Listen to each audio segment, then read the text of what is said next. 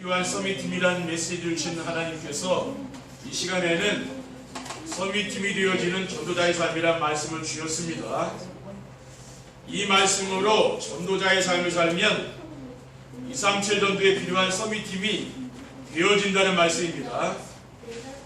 여러분이 잘 아시는 것처럼 저는 세계복음화 요원들이 모여 메시지를 받는 화요 집회 메시지에서 하나님이 원하시는 것을 찾아 강단에서 전하고 있습니다. 왜냐하면은 세계복음화를 해야 되기 때문입니다.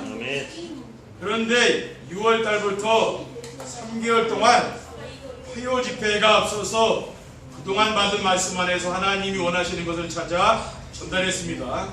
그리고 5월 화요 집회 전도 전략 메시지를 받으면서 우리가 성령의 인도를 잘 받고 있음이 확인이 되었습니다.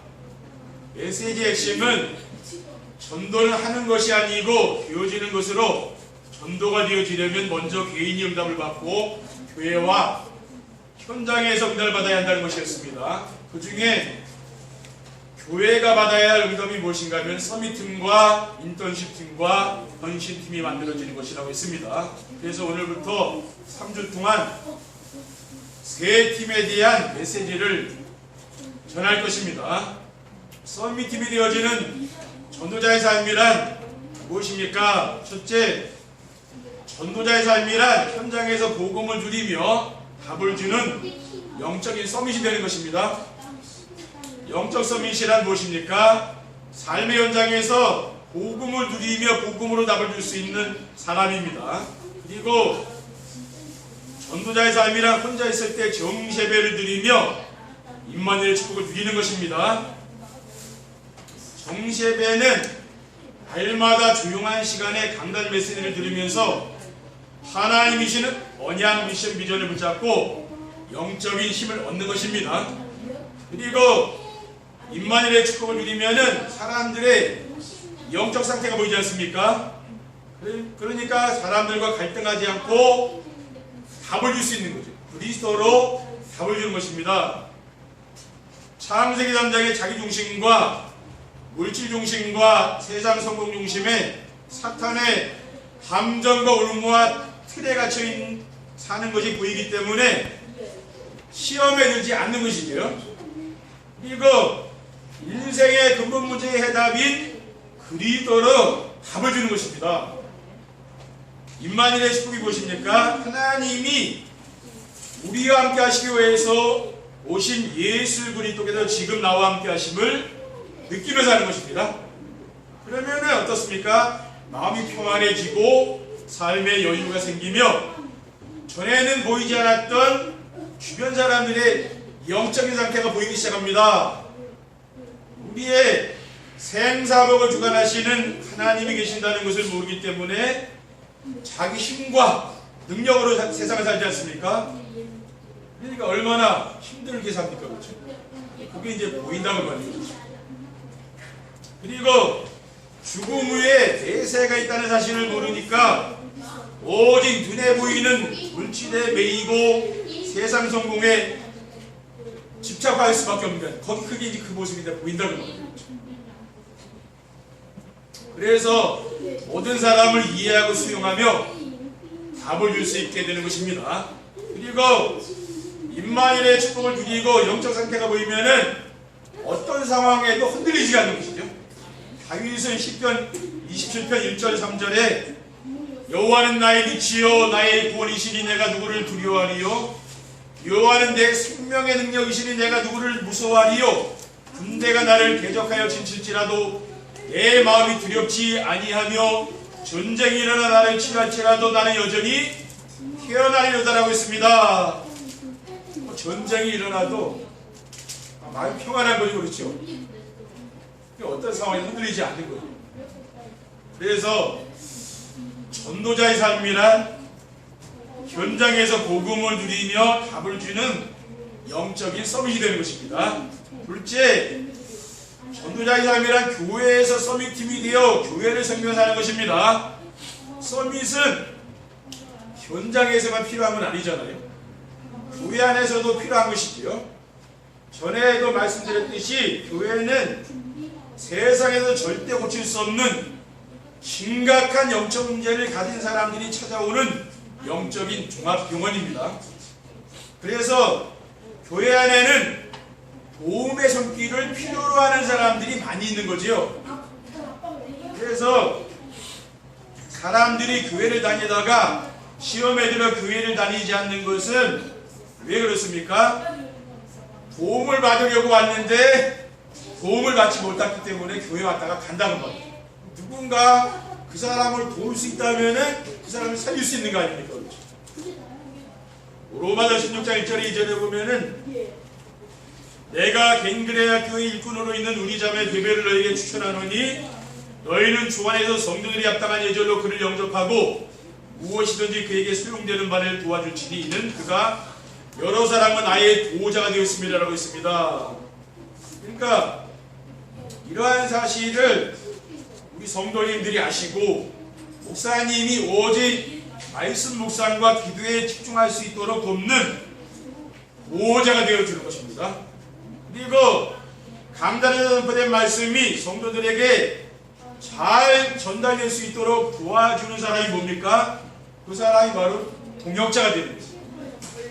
로마서 16장 3절에 4절에는 너희는 그리스도 예수 안에서 나의 동역자들인 브리스가와 아굴라에게 문안하라.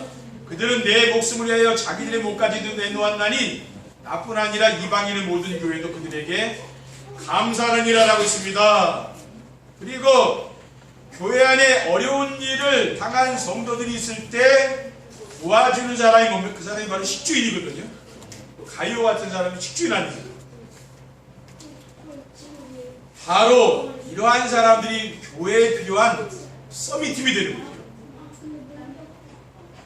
그러면은 누가 이런 서밋팀이 될 수가 있겠습니까? 저는 강단에 선포되는 말씀을 순종하려는 마음으로 매일매일 정시배를 드리는 성도들이 바로 이와 같은 서밋팀이라고 믿고 있습니다. 셋째, 전도자의 삶이란 교회의 새신자와 렘넌트의 멘토가 되는 것입니다. 멘토라는 말이 무엇입니까? 경험과 지식을 바탕으로 다른 사람을 지도하고 조언해주는 사람이지요. 그래서 전도자의 삶을 사는 성도는 집이나 교회에서 새신자들과 함께 정세배의 축복을 누리며 인생의 답을 찾도록 도와주는 것입니다. 새가족과 강단 메시지를 듣고 포럼하며 그리스도로 인생의 결론을 내리도록 도와주는 것이죠. 그리고 렘넌트들을 위한 미션 업무를 하며 달란트를 찾고 미션을 붙잡도록 도와주는 것입니다. 오늘 본문 1절에서 2절에 보면은 부기고가 내 사정을 다 너희에게 알려주리니 그는 사랑받는 형제여 신실한 일꾼이여 주 안에서 함께 종된 자니라. 내가 그를 특별히 너희에게 보내는 것은 너희로 우리 사정을 알게 하고 너희 마음을 위로하게 하려 함이라고 했습니다. 여기에 나오는 부기고 같은 사람, 바로 교회에서 필요한 서밋과 멘토의 모델입니다. 지금 우리 교회에서 실행하려고 하는 5.1조 팀을 만들어서 언약 미션 비전을 붙잡고 살도록 도와주는 것도 서밋과 멘토의 일을 하는 것입니다. 서밋팀이 되어지는 전도자의 삶을 살려면 어떻게 해야 됩니까? 첫째, 강단에서 언제나 인생의 근본 문제와 정확한 해답이 선포되어야 합니다. 전도자의 삶이란 무엇입니까? 강단의 말씀을 따라 사는 것이기 때문에 강단에서 어떤 말씀이 선포되느냐가 중요한 거죠. 그래서 목사님이 말씀 준비와 기도에 집중할 수 있도록 돕는 서밋이 필요한 것입니다. 그리고 목사는 모든 메시지에서 인생의 근본 문제와 정확한 해답인 복음을 선포해야 됩니다. 인생의 근본 문제가 무엇입니까? 인생의 모든 문제는 하나님을 떠나 살 수 없는 인간이 하나님을 떠나면서부터 시작된 겁니다. 창조주 하나님께서 우리 인간은 하나님 안에서 행복하게 살 수 있도록 지으셨습니다. 창세기 1장 27절 28절이죠. 하나님이 자기 형상과 하나님의 형상대로 사람을 창조하시되 남자와 여자를 창조하시고 하나님이 그들에게 복을 주셨다고 했습니다. 그래서 저는 이 복을 바로 행복이라고 얘기하는 겁니다. 그리고 인생의 근본 문제는 사탄의 유혹을 받고 하나님을 떠나 자기 뜻대로 살려는 것입니다. 사탄의 유혹을 받은 아담과 하와가 하나님 말씀을 불순종하는 죄를 짓고 하나님을 영원히 떠난 것입니다. 창세기 3장 5절에 보면은 너희가 그것을 먹는 날에는 너희 눈이 밝아져 하나님과 같이 되어 선악을 할 줄 하나님이 아심이라고 했어요. 하나님처럼 되려고 그러죠. 인간이 하나님과 같이 살려고 하는 겁니다. 아닙니까? 그래서 우상을 섬기고 인간이 살아가잖아요. 그렇죠? 그렇기 때문에 재앙과 저주가 올 수밖에 없는 것이죠. 예배를 2장 3절에는 전에는 우리도 다 그 가운데서 우리 육체의 욕심을 따라 지내며 육체와 마음이 원하는 것을 하여 다른 이들과 같이 본질상 진노의 자녀라고 했습니다. 인생의 모든 문제는 바로 여기에서 시작되고 창세기 3장에서 시작된 거 아닙니까? 그렇죠? 하나님을 따라하면서부터 모든 문제가 시작된다. 그게 바로 인생의 근본 문제죠. 그리고 인생의 근본 문제는 그리스도의 비밀을 알고 영접하여 하나님의 자녀가 되는 순간 끝나는 것입니다. 마귀장애에서 신분이 변화되는 거 아닙니까? 왜냐? 하나님의 자녀가 되면은 성령으로 하나님이 영원히 우리와 함께 하시기 때문입니다. 아멘. 둘째, 성도들이 강단 메시지에서 인생의 모든 문제에 답을 찾아드려야 합니다. 강단에서 아무리 좋은 말씀을 선포해도 성도들이 말씀에서 답을 찾지 않으면은 아무 소용이 없는 거죠. 하나님은 예배 시간에 말씀으로 성도들과 함께 하시며 성도들을 인도해 주시는 것입니다. 말씀 안에는 예배하는 모든 성도들이 가지고 있는 문제에 대한 답이 있습니다. 그리고 말씀 안에는 예배하는 성도들이 나아가야 할 인생의 방향이 있어요. 그런데 성도들이 말씀 안에서 답을 찾지 못하는 것은 왜입니까? 사탄이 자꾸 방해하는 거죠. 그렇죠? 고린도서 4장 4절에 보면은 그 중에 이 세상의 신이 믿지 아니하는 자들의 마음을 본미하게 하여 그리스도의 영광의 복음의 광채가 비치지 못하게 함이라고 했습니다. 그러니까 이 사탄은 뭡니까? 말씀을 빼앗아가. 그러니까 마귀가 하는 건 뭡니까? 말씀이 우리의 마음에 담기지 못하게 하고 방해하는 거죠. 그렇죠? 마가복음 4장 15절에는 말씀이 길가에 뿌려졌다는 것은 이들의 가리킴이니 곧 말씀을 들었을 때 사탄이 유치와서 그들에게 뿌려진 말씀을 빼앗는 것이요. 그러니까 마귀가 뭡니까? 말씀을 빼앗아 간다고 말이에요. 그러니까 우리가 예배 시간에 뭡니까? 아무리 졸려도 예배 시간에 말씀을 집중해서 들어야 됩니다. 그래서 우리가 또 집에 돌아가서는 강단의 말씀을 듣는 정시예배를 하는 겁니다. 그러면 그 말씀이 내 마음에 담길 거 아닙니까? 그래서 말씀 안에서 답을 찾으려면 날마다 정시예배를 드려야 합니다. 그러면은 강단의 말씀을 듣다 보면 어떻게 됩니까? 나의 기준과 수준과 표준을 버리게 되는 거예요. 바뀌는 거예요. 사람에 대해서 안 좋은 거, 부정적인 그런 이미지도 없어지는 거예요. 사람들 선입견이 있잖아요. 내가 하나님의 은혜를 늘 받는 사람은 그런 게 없는 거죠. 그렇죠?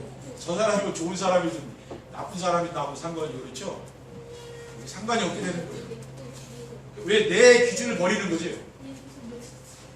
자기중심과 물질중심과 성공중심의 삶이 바뀌는 것입니다. 왜냐? 나도 그 사람과 같이 자기중심, 물질중심, 성공중심에 빠져 있는 거 아니에요. 그렇죠? 그럼 내가 그리스도로 말미암아 빠져나온 거 아닙니까? 근데 그게 이제 보인다 그 말이에요. 자꾸만. 그러므로 내 삶의 중심이 정시예배에 있으면 됩니다. 그렇죠? 그러면 변화가 될 수밖에 없는 거예요. 그러면 어떻게 됩니까? 인간관계도 좋아질 수밖에 없어요. 그렇죠? 왜? 모든 사람을 다 수용하고 포용하고 그런 그릇이 되는 거예요. 근데 그게 안 되면 자꾸만 뭡니까? 뭔가 내 기준을 가지고 사람을 보잖아요. 그게 잘못 본다 그 말이에요. 그렇죠? 뭐 우리 아이들이 공부를 잘하든 못하든 상관입니까? 그렇죠? 하나님 주신 달란트대로 하는 것이지 나이가 꼭 막 뛰어나고 뭐 그러라는 법이, 그래서 뭐 세상에 성공하는 법은 또 어디 있습니까? 그렇죠? 그렇게 사시면 돼. 그렇다라는 겁니다. 그렇죠? 안 되는 걸 끌어당기려고 하는 게 너무 힘든 거예요. 오히려 하나님 은혜 받도록 도와주는 거예요. 그 아이들이 어릴 때부터 하나님 은혜 속에 닿도록, 그게 내 자녀를 그게 성공시키는 거라는 얘기예요. 셋째, 성도들이 오직 복음에 대해서 세상에 부러운 사람과 두려운 것이 없어야 합니다. 오직 복음이란 다른 것이 필요 없고 복음만으로 만족하고 충분한 것입니다. 사도행전 3장 6절에 보면은 베드로가 성전 민문의 그 운명에 빠져있는 안진뱅을 일으켰잖아요. 은과 금은 내게 없거니와 내게 있는 이것을 내게 주노니 나사렛 예수 그리스도의 이름으로 일어나 걸으라겠습니다. 그리고 시편 23편 4절에 다윗은 뭐라고 했습니까? 내가 사명에 음침한 골짜기로 다닐지라도 해를 두려워하지 않을 것은 주께서 나와 함께 하심이라 주의 지팡이에 막대기가 나를 안위하시나이다 라고 했습니다. 사울왕의 쫓기고 지금 죽음의 지금 삶과 죽음을 지금 왔다 갔다 하는 거예요. 곧 죽을 것 같은 그런 위기가. 근데도 뭐 하나님이 함께 하는 것 때문에 자기는 괜찮다고 하잖아요. 이런 고백이 나온다는 거죠. 그리고 사도 바울은 그리스도를 발견한 후에 모든 것을 배설물로 여긴다고 했습니다. 에베소서 3장 7절에 발견해 보면은 그러나 무엇이든지 내게 유익하던 것을 내가 그리스도를 위하여 다 해로 여길 뿐더러 또한 모든 것을 해로 여김은 내 주 그리스도 예수로 하는 지식이 가장 무상하기 때문이라. 내가 그를 위하여 모든 것을 잃어버리고 배설물로 여김은 그리스도를 얻고 거래에서 발견되려 함이니라고 했습니다. 그러니까 복음이 최고 지식이라는 거죠. 그렇게 바뀐 거예요. 사람이 바뀌는 거예요. 그리고 복음으로 참 하나님을 만나고 누리게 되면은 어떻게 됩니까? 세상에 부러운 사람이 없는 거죠. 그렇죠? 뭐 우리가 교회가 막 크고 그래서 부러운 게 없는 게 아니고, 교회가 작다 그래서 내가 뭐 부러운 게 있고 그런 게 아니라 그 말이에요. 그건 뭡니까? 우리의 영적인 상태를 말하는 거예요. 그렇죠? 내가 뭐 많은 돈을 가지고 있어서 그게 아니라 내가 돈이 없어도 뭡니까? 지금 돈 많은 사람이 부럽지 않다는 말이에요. 그 뭡니까? 복음이 오직이 되면 그렇게 된다니까요. 근데 복음이 오직이 안 되면 부럽잖아요. 그렇죠? 그냥 불신자의 삶을 따라하고 싶다 그 말이에요. 왜? 내가 없는 걸 가지고 있으니까. 우리는 뭡니까? 불신자가 없는 것을 가지고 있잖아요. 그렇죠? 불신자가 그것을 부러워야 되는 거지. 우리가 정죄의 축복을 누리게 되면 오직 복음이 됩니다. 그러면은 두려운 것도 없게 되고 이렇게 사람이 변화되는 거예요. 그래 사람이 변화돼. 왜? 하나님이 나와 함께 하니까 세상에 누가 두렵습니까? 그렇죠?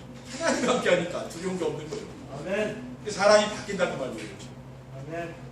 그래서 서밋팀이 됐어요. 이런 사람이 영적 서밋이 되는 거예요. 아멘. 이런 사람들이 교회를 살리고요, 뭐 가문 살리고 직장 살리고 다 살린다고. 아멘. 서밋팀이 되어지는 전도자의 삶을 살면 어떻게 됩니까? 첫째, 삶의 현장에서 하나님 나라를 누리며 행복한 인생을 살게 됩니다. 성도들이 삶의 현장에서 정체배를 누리며 하나님이 주신 언약과 미션과 비전을 찾아 누리면은 세상이 줄 수 없는 참된 평안과 기쁨과 감사가 충만하게 됩니다. 현실을 보면은 불평불만이 나와야 되는데 그게 아니고 감사가 나온다고. 그렇죠? 감사가, 찬양이 나오고 이렇게 되는 거예요.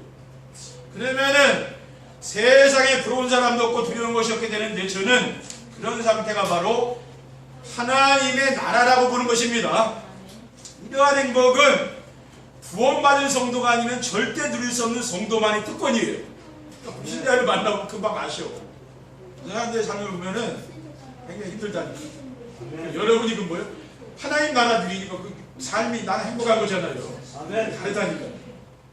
둘째, 성도들이 복음 안에서 원내스 되어 교회에서 사탄이 무릎 꿇고 따라갑니다. 교회 안에 서밋팀이 있어서 새신자들과 도움이 필요한 성도들을 잘 돌보아주며 강단 메시지에서 인생의 모든 답을 찾도록 해주면은 교회 안에 소외당하는 성도들이 없이 원내스 되어서 사탄이 무릎 꿇고 떠나갈 수밖에 없는 교회가 됩니다. 교회 안에 뭔가 이게 소외당하는 사람들이 있으면은 외톨이 있잖아요. 그런 사람들 좀 도와주셔야 돼요. 소외당하는 사람들이 나중에 보면은 문제 일으키고 교회를 나가게 되는 거거든요. 그러니까 교회는 복음으로 성도들이 원내에서 되됩니다. 그렇죠? 하나가 돼야 돼요. 하나님은 우리 교회를 2, 3, 7 나라를 살리는 모델적인 교회가 되도록 하시려고 7년 전부터 전도자의 삶으로 인도해 주신 줄 믿습니다. 셋째, 교회가 부흥되고 렘넌트들이 시대살이 영적 서밋, 기능 서밋, 문화 서밋이 됩니다. 교회 안에 하나님이 원하시는 서밋팀이 세워지면은 하나님께서 구원받기로 작정된 자들을 보낸다는 겁니다. 그리고 세계복음화를 위해 함께 일할 일꾼들을 보내주시는 줄 믿습니다. 그리고 우리 렘넌트들을 축복하기 위해서 시대를 살기 영적 서밋과 누구와 경쟁하거나 싸우지 않고 이길 수 있는 기능 서밋이 되고 흑암 문화를 복음 문화로 바꿀 수 있는 문화 서밋이 되도록 해주실 줄 믿습니다. 앞으로 우리 렘넌트들이요 그런 사람이 되더라고요. 이 우상 문화에 빠져서 정말 실패한 사람들, 그런 사람들 살리는 사람 되지 않겠습니까? 그렇죠. 하나님은 말씀을 선포하시고 반드시 그 말씀을 성취하시는 분이 우리가 믿어야 되는 거예요. 그러면 그게 전도자의 삶이에요. 하나님은 강단에 통해 주신 말씀을 그냥 주신 게 아닙니다. 그렇죠? 주의 종을 통해서 이 말씀, 저는 말씀 신부로 많은 사람이잖아요. 근데 하나님이 우리 성도들의 삶 현장에 성취될 말씀을 주시는 거거든요. 여러분들은 뭡니까? 이 말씀을 붙잡고 또 응답 받으시면 돼요. 저는 뭡니까? 또 다음 주 메시지 그것도 이제 준비해야 되잖아요. 응답 받을 말씀을 저는 준비하면서 기도하고, 여러분들은 뭐예요? 받은 말씀을 가지고 삶의 현장에 응답 받으시면 돼요. 그렇죠? 그러면은 하나님은 정말 전도자의 삶을 사는 우리 성도들을 통해서 서밋팀이 세워지는 줄 믿습니다. 이번 한 주간 정말 여러분이 이렇게 소외당하는 분이 없이 다 팀을 이루고, 그렇죠?